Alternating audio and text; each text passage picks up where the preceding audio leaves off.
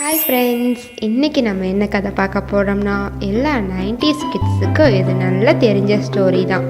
Most of the 90s கிட்ஸுக்கு இது favourite ஸ்டோரியாக கூட இருக்கும். ஆமாங்க, நம்ம குடையும் குப்புசாமியும் தான். சரி வாங்க நம்ம ஸ்டோரிக்குள்ளே போகலாம். கீழே ஒரு நாற்காலி இருந்தது. குப்புசாமி சூடான சுண்டல் பொட்டலத்தை வாங்கிக்கிட்டு அங்கு வந்தார். சுண்டல் பொட்டலத்தை பிரித்தார். அப்போது பலமான காற்று வீசியது. வீசிய காற்றில் குப்புசாமி அங்குமாக தள்ளாடினார். அப்போது வானம் இருண்டது. உடனே குப்புசாமி குடையை விடைத்தார். கரும் மேகங்கள் சூழ இடி மின்னலுடன் தூறல் விழத் தொடங்கியது.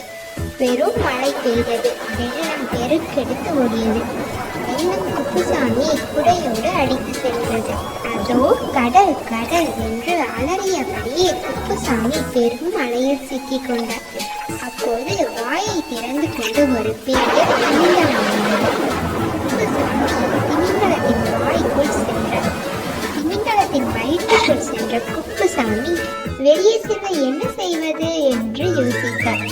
அப்போது திமிங்கலத்தின் வயிற்றில் ஓங்கி அடித்தார். திமிங்கலம் வலி தாங்காமல் என்று ஓடியது.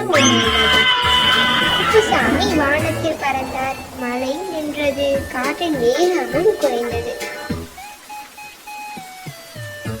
குப்புசாமி மெல்ல மெல்ல தரையிறங்கினார்.